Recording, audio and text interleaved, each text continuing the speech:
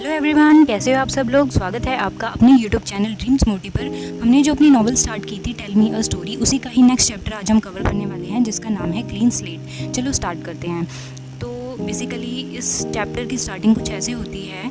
जो राइटर हैं, जिनकी स्टोरी है सुकन्या एम, वो कहती है कि मैं उनको तड़पते हुए, बिलखते हुए, रोते हुए देख रही थी, और एक टक जो सुकन्या थी, उनकी जो आंखें थी ना, वो बिल्कुल अपनी मम्मा की तरफ घूरे जा रही थी, देखे जा रही थी, जब तक कि उनकी आंटी जो है आकर उनकी आइज़ क्लोज नहीं कर देती है। उनकी आंटी उनको अपने रूम में लेके चली जाती है और वहाँ लिटा देती है, और धीरे से उनके कान में कहती है, डोंट वरी बेटा, तुम्हारी मम्मा बहुत जल्दी ही ठीक हो जाएगी। और ये कह के वो उन्हें सुला देती हैं। सबको लग रहा था कि वो सो रही है, बट यूं ही मतलब टेंशन में, घबराहट में वो सो जाती है। बट जब दोबारा जब उनकी आंख खुलती है तो वो क्या देखती है कि वो एक कार में ट्रैवल कर रही थी। वो आंखें खोल के देखती है चारों तरफ, थोड़ा टाइम लेती है समझने के लिए कि वो एक्चुअली में वो कहाँ है। फिर सुकन्या की जो आंटी होती है, जिन्होंने लास्ट नाइट को उनको अपने रूम में लिटाया था, सुलाया था, ये कह के कि डोंट वरी, तुम्हारी मम्मा ठीक हो जाएगी, वो उनको ये कहती है, बेटा हम आपकी मम्मा के पास ही जा रहे हैं, थोड़ी देर में हम वहाँ पे पहुँच जाएंगे। इतना कहती ही वो उनको फिर से कमांड देती है कि तब तक के लिए तुम सो जाओ, ताकि जो सुकन्या है वो उनसे दोबारा कुछ और ना क्वेश्चन करे कि वो कैसी है, क्या कर रहे हैं, कब तक ठीक होएंगी, मतलब इस टाइप के वो कोई क्वेश्चन ना कर पाए। उनकी आंटी उनको तुरंत कमांड दे देती है कि तुम तब तक के लिए सो जाओ, क्योंकि इस बात का जवाब उनकी आंटी के पास भी नहीं था कि उनकी मम्मा कब ठीक होंगी। तो ऐसे कुछ होता है, एंड थोड़ी ही देर में अजीब सी जो हॉस्पिटल की स्मेल आती है ना, वो सुकन्या के मतलब उनको स्मेल आती है।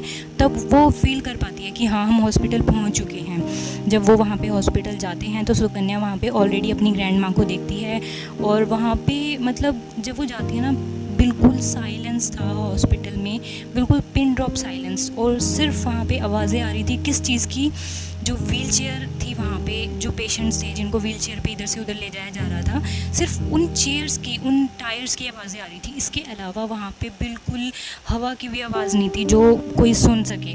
वहाँ पे वो सुकन्या जो है वो अपने पापा को टेंशन में, घबराहट में, इधर उधर बिल्स भरते हुए देख रहे थे, रेंट पे करते हुए देख रहे थे, जिस रूम में उनकी मम्मा को ठहराया गया था उनके रेंट वगैरह देते हुए देख रहे थे, उनकी फ़ीस डिपॉजिट करते हुए देख रहे थे, और उनके फेस पे अजीब सी घबराहट, टेंशन, पसीना, मतलब एक डर था, क्योंकि जो सुकन्या थी, उनकी मम्मा की जो रिपोर्ट्स थी ना, वो कुछ ज़्यादा अच्छी नहीं थी, इसलिए वो डरे हुए भी थे। और जहाँ पे सुकन्या बैठी हुई थी, बिल्कुल उनके साइड में उनकी ग्रैंड माँ बैठी हुई थी, जो मतलब अपनी जो बीड्स होती है ना, उनको मतलब चैंट कर रही थी, वो प्रे कर रही थी गॉड से अपने तरीके में। जैसे मतलब अक्सर जो हम अपने एल्डर्स को देखते हैं, हमारी नानी माँ या दादी माँ जो माला जपते हैं ना, राम नाम लेते हैं, वैसे ही उनकी जो ग्रैंड माँ है सुकन्या की, वो भी वैसे ही कर रही थी।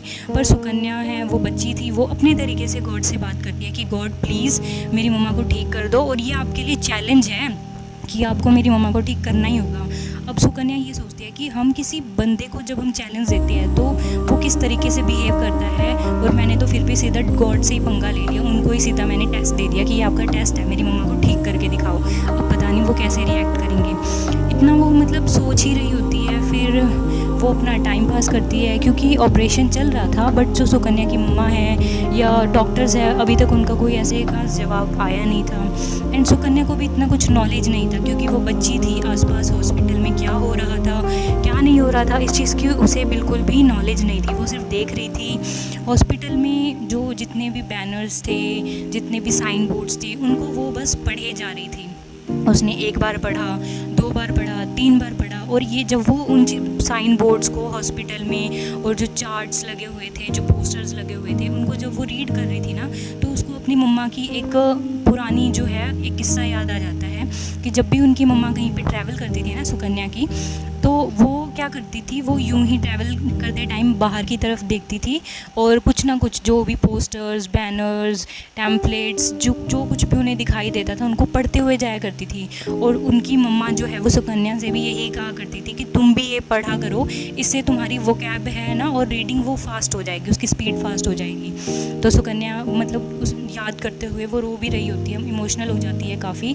तो क्या होता है ना, फर्स्ट टाइम उन्होंने रीड किया, सेकंड टाइम रीड किया, थर्ड टाइम रीड किया, फिर 4th टाइम दोबारा वो सेम चीज़ें रिपीट करके रीड करते हुए वो ना मतलब सोचती है कि कुछ अलग करना है, अब मुझे दोबारा से रीड नहीं करना। तो वो अपनी दादी माँ को बोलती है कि मुझे ना कॉफ़ी पीनी है, मुझे उधर कॉफ़ी कॉर्नर पे लेके चलो।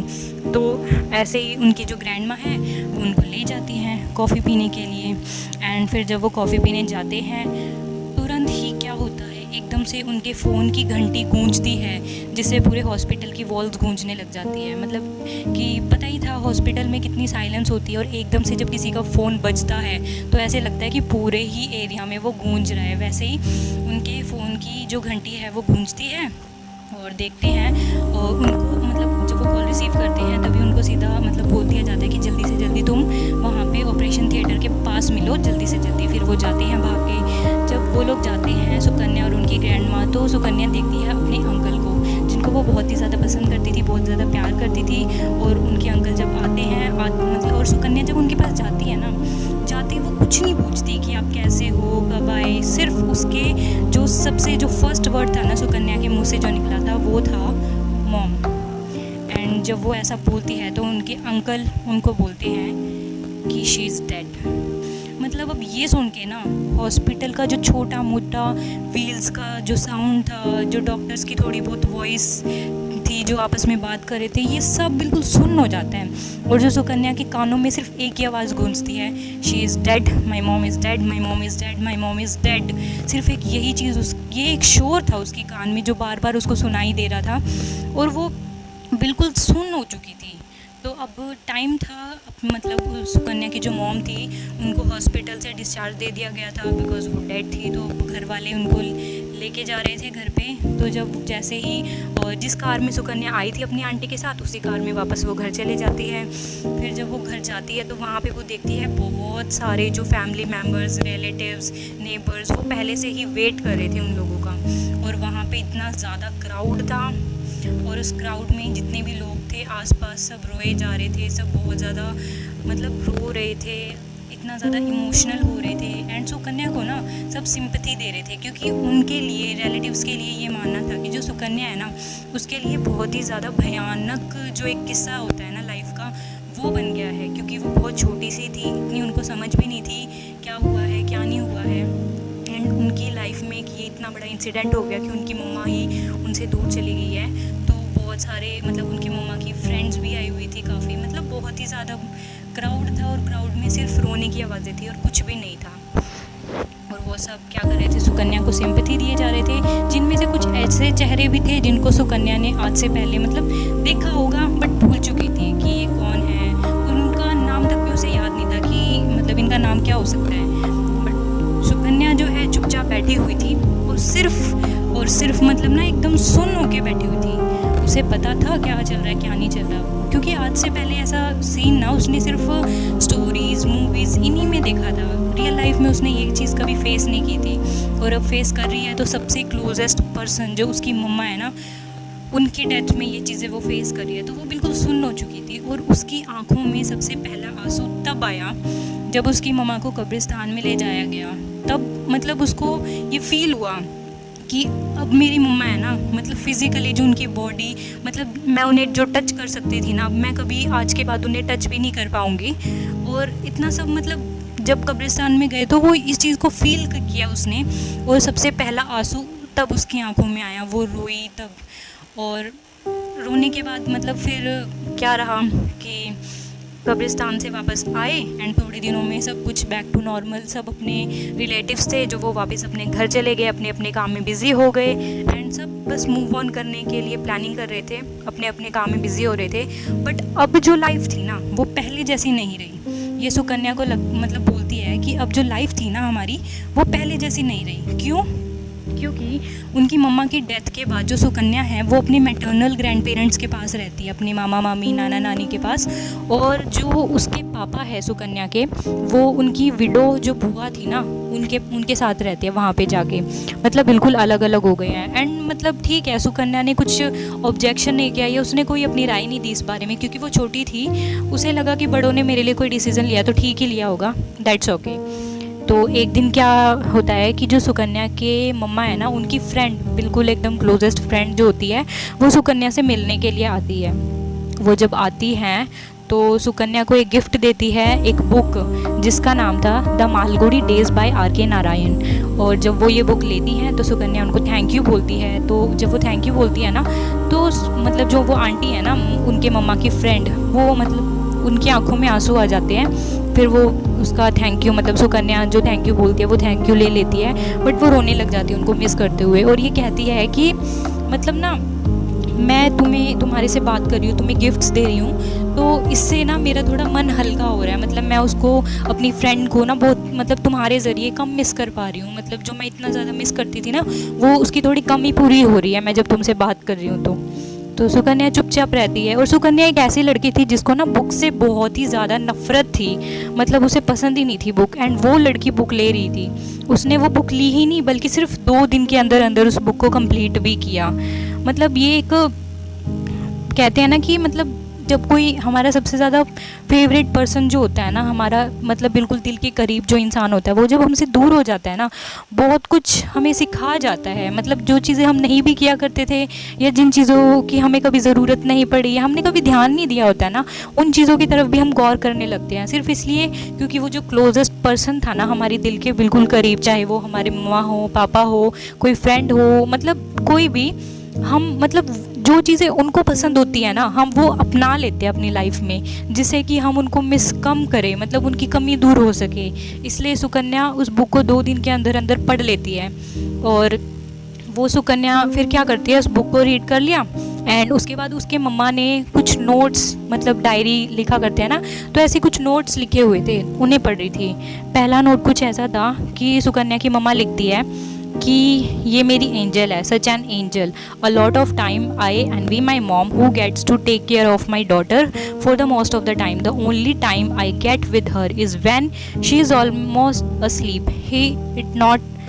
मतलब ये नोट था जो उसकी मम्मा ने लिखा था, उसमें वो ये लिखती है कि मैं ना मतलब अपनी बेटी को छोड़ के चली जाती हूँ काम पे, और जब मैं आती हूँ तब तक वो सो चुकी होती है।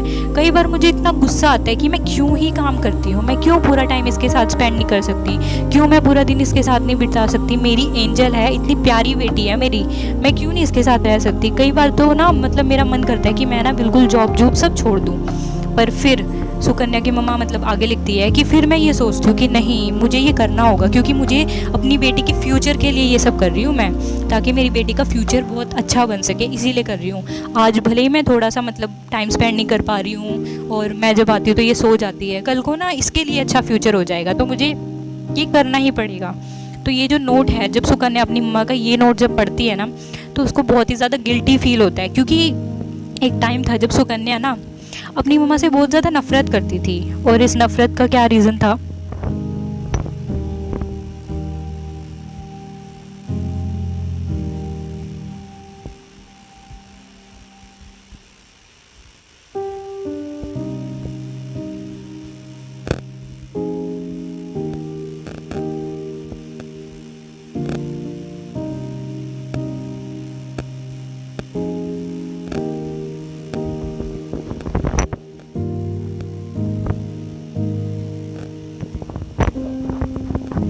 बहुत ज़्यादा नफ़रत करती थी। और इस नफ़रत वो क्यों करती थी, क्योंकि जब वो सो के उठती थी तो उसकी मम्मा ऑफिस के लिए चले जाती थी। वो अपनी मम्मा के साथ बहुत ही ज़्यादा टाइम स्पेंड करना चाहती थी, उनसे बातें करना चाहती थी, अपना जो चाइल्डहुड है ना अपनी मम्मा के साथ बिताना चाहती थी। बट उसकी मम्मा क्या करती थी, वो सुबह जॉब पे चले जाते थे, शाम को आते थे, और जब वो आते थे तब तक वो सो जाती थी। इसलिए ना वो अपनी मम्मा से नफ़रत करती थी। मतलब नफ़रत इतना, मतलब थोड़ा गुस्सा था कि मेरी मम्मी मेरे साथ क्यों नहीं रहती है पूरा टाइम, जैसे और बच्चों की मम्मी रहती है। बस एक ये गुस्सा था। फिर ये सोचते सोचते ही जो सुकन्या अपनी मम्मा का दूसरा एक नोट पढ़ती है, जिसमें वो ये लिखती है कि जब मेरी ब्रेन सर्जरी हुई थी ना, तो एक चमत्कार ही हो गया बिल्कुल, कि मैं फिर ठीक हो गई उस सर्जरी के बाद, और मैं थोड़े ही मंथ्स में दोबारा से ऑफिस ज्वाइन कर सकी। तो ये जो मिरेकल था ना, लोग बोलते हैं कि ये एक चमत्कार हुआ है मेरी लाइफ में, लेकिन मैं कहना चाहूँगी कि ये चमत्कार ना मेरी एंजल, मेरी प्यारी सी बेटी की वजह से हुआ है। लोग कहते हैं कि एक माँ है ना वो बच्चे को जन्म देती है, लेकिन मैं कहती हूँ कि मेरी जो नई ज़िंदगी है ना वो मेरी बेटी की वजह से आई है। मेरी बेटी ही थी जिसकी वजह से मेरे अंदर होप थी कि मैं ज़िंदा रहूँ, मैं ठीक हो जाऊँ। अपनी बेटी की वजह से ही मैं ठीक हुई हूँ। मतलब वो मेरे लिए इतनी प्रीशियस है ना कि मैं मतलब ना अपने मौत से भी लड़ ली उसके लिए। मेरे लिए चमत्कार से कम नहीं है, मेरी बेटी ने मुझे नई ज़िंदगी दी है। तो ये नोट जब सुकन्या पढ़ती है तो वो और ज़्यादा इमोशनल हो जाती है, बहुत ही ज़्यादा। फिर एक फाइनल मतलब स्टेज आता है, मतलब एक final stage in the sense, मतलब ना जो सुकन्या की मॉम ने जो भी सेविंग्स वगैरह अपनी कर रखी थी, तो उसके लिए उनको सुकन्या को अपने डैड के साथ बैंक में जाना था कुछ सिग्नेचर वगैरह करने, जिससे कि जो सेविंग्स थी सुकन्या की मॉम ने अपनी बेटी के लिए सेव की थी वो यूज़ हो सके सुकन्या के स्टडीज़ में एंड फर्दर जो भी उसे मतलब अपब्रिंगिंग के लिए जो भी उसे चाहिए ना, तो वो मतलब फाइनेंशियली उन चीज़ों को यूज़ कर सके। तो इसलिए वो बैंक में जाना था एंड बैंक से फिर जो सुकन्या के डैड है ना वो ले जाते हैं उसको अपने घर पे। एंड जब सुकन्या जाती है वहाँ पे तो वो बहुत ही ज़्यादा ना शॉक हो जाती है। क्यों? क्योंकि सुकन्या मतलब जब जाती है तो वहाँ पे एक अनदर लेडी बैठी हुई थी, ज़्यादा ओल्ड भी नहीं थी और ज़्यादा यंग भी नहीं थी, मतलब ठीक थी। और फिर जब जाते हैं सुकन्या सोफ़ा पे बैठती है, उसके डैड बैठते हैं, तो जो सुकन्या के डैड होते हैं ना वो उस लेडी को एक्सप्लेन कर रहे होते हैं कि ये सुकन्या है और ये बहुत ही ज़्यादा इंटेलिजेंट है, ब्ला ब्ला ब्ला ब्ला ब्ला, मतलब ये सब बता रहे होते हैं सुकन्या के बारे में। फिर जब मतलब सुकन्या के बारे में वो एक्सप्लेनेशन दे देते हैं, इंट्रोडक्शन दे देते हैं, फिर सुकन्या के डैड हैं वो सुकन्या को बोलते हैं कि ये मेरी न्यू वाइफ है। मतलब ये सुन के ना सुकन्या एकदम शॉक हो जाती है। व्हाट? मतलब ठीक है, कुछ कह भी नहीं सकती थी, क्या कहती, उसकी माँ जो नहीं थी, उसकी मम्मा तो चले गए, अब लोग अपने अपने तरीके से अपनी लाइफ जी रहे हैं, कुछ नहीं कहती है वो भी सिर झुका के मतलब ऐसे कहती है कि ठीक है ओके हेलो बोल देती है। पर सुकन्या जो है ना उन आंट मतलब वो जो लेडी है ना जो सेकंड वाइफ है उसके डैड की, उनकी तरफ देखने से मतलब अपना ध्यान ही नहीं हटा पाती है ज़्यादा देर तक। और फिर वो ये सोचती है कि जैसे सिंड्रेला की स्टोरी में जो सिंड्रेला की स्टेप मॉम थी ना उससे तो उतनी ख़राब नहीं है ये, बल्कि उसके भी हाफ की हाफ भी नहीं होंगी, मतलब इतनी बुरी नहीं है। बट मैं इनको एक्सेप्ट नहीं कर सकती, मेरी मम्मा तो एक ही थी, वही मेरी मम्मा रहेंगी, उनके अलावा मैं किसी और लेडी को अपनी मम्मा का ना मतलब बिल्कुल जगह दे ही नहीं सकती हूँ बिल्कुल भी। एंड फिर सुकन्या जो है ना वो ये बोलती है कि मैं वापस अपनी ग्रैंड माँ के पास जा रही हूँ ना, तो उसके डैड कुछ और कहते हैं, कुछ और भी बोलते हैं, बट वो अपनी जो बात है ना वो इस बात पे एंड करते हैं कि यस। और जब वो सुनती है ना सुकन्या यस, तो वो बहुत ही ज़्यादा मतलब एक रिलीफ मिलता है उसको कि चलो शुक्र है मैं अपनी ग्रैंड माँ के पास हो जाऊँगी, क्योंकि वो जो घर था ना उसके लिए स्ट्रेंज फैमिलियर था। स्ट्रेंज फैमिलियर कैसे? क्योंकि वहाँ का जो फर्नीचर था और सोफ़ाज़, कर्टन्स, मतलब जो चीज़ें वहाँ पे थी उनसे बहुत सारी मेमोरीज उसकी जुड़ी हुई थी बचपन की। एंड लेकिन जो वहाँ के लोग थे वो बहुत ही ज़्यादा स्ट्रेंज लग रहे थे, मतलब अपने होके भी अपने नहीं लग रहे थे। फिर सुकन्या मतलब अपने डैड से बोलती है आप ऐसा कैसे कर सकते हो, मैंने कभी सोचा भी नहीं था कि आप ये सब करोगे। फिर उसके डैड उसको समझाने लग जाते हैं और बोलते हैं देखो बेटा अभी तुम बच्ची हो, लेकिन जब तुम मेरी एज में आओगी ना तो तुम ज़रूर समझोगी कि मैंने ये क्यों किया था, मुझे भी एक पार्टनर की ज़रूरत है, मतलब ऐसे करके वो उसको समझा रहे होते हैं। ठीक है, मतलब वो सुन लेती है, ओके फाइन। फिर वो वापस अपने मैटरनल पेरेंट्स के घर आ जाती है, वहाँ रहने लग जाती है। और वो मतलब जो उसकी मम्मा की चीज़ें थी ना वो उनको अपना लेती है। उसके मम्मा को बुक्स पढ़ना पसंद था, बुक्स में अपनी दुनिया बसा लेती है, बुक्स पढ़ने लग जाती है। एंड अब ना सुकन्या ने सोच लिया था मैं अपनी लाइफ है ना मतलब एक ऐसी मतलब बनाऊंगी जो दुनिया को समझ नहीं आएगी, पर मुझे पता होगा, मैं क्लियर रहूँगी कि मुझे करना क्या है। ये मतलब अपनी लाइफ को इस तरीके से बिल्डअप कर लेती है। अपनी मम्मा को बहुत ज़्यादा याद भी कर रही होती है वो, पर ये है कि वो शो नहीं करती किसी को भी, वो मतलब अपनी मम्मा को मिस कर रही होती है। पर वो जो मिस करती है ना अपनी मम्मा की चीज़ों को बहुत ही ज़्यादा अच्छे तरीके से ना अपना लेती है। जो वो किया करती थी वो सब करने लग जाती है, जिससे कि उसको अपनी मम्मा की ना कभी कमी महसूस ना हो। और अब एक टाइम ऐसा था कि अब सुकन्या को ये लगता है कि जब मेरी मम्मी मेरे पास में थी ना मुझे कभी उनकी कदर नहीं हुई। इनफैक्ट जो वो चीज़ें मुझे कहा करती थी मुझे ना गुस्सा आता था कि क्यों कह रही है भाई, लेकिन अब ना मेरी मम्मा मेरे पास में नहीं है, पर उनकी वही जो बातें हैं वो थॉट्स है जो वो मुझे समझाया करती थी, एकदम ना लाउडली मेरे कानों में वो चीज़ गूंजती है। अब ऐसा लगता है कि मेरी मम्मी ना मेरे पास ना हो के भी ना हमेशा मेरे साथ में ही है। अब वो अपनी लाइफ बिल्कुल एक क्लीन स्लेट की तरह बना लेती है। उसे ये फील हो जाता है कि हाँ मेरी मम्मी जाते जाते ना मेरे लिए कुछ बहुत अच्छा करके गई है। अब मैं एकदम क्लियर हूँ, बिल्कुल एक साफ़ सुथरे स्लेट की तरह कि मुझे करना क्या है अपनी लाइफ में। तो दोस्तों ये थी हमारी story clean slate by Sukanya M. I hope आप सबको ये स्टोरी बहुत पसंद आई होगी। अक्सर हमारे साथ ऐसा होता है कि हमारे जो बहुत ही ज़्यादा दिल के करीब लोग होते हैं ना, वो जब चले जाते हैं हमारी लाइफ बहुत ही ज़्यादा चेंज हो जाती है। चेंज कुछ अच्छे भी होते हैं, कुछ बुरे भी आते हैं, बट हमें ना संभलना किस तरीके से वो हमारे ऊपर डिपेंड करता है। अब सुकन्या ने तो अपनी मम्मा की जितनी भी चीज़ें थी जो वो किया करती थी उनको अपना लिया था, जिससे कि ज़िंदगी भर उसको यही लगता रहा कि उसकी मम्मा उसके पास में ही है, कहीं दूर नहीं गई है।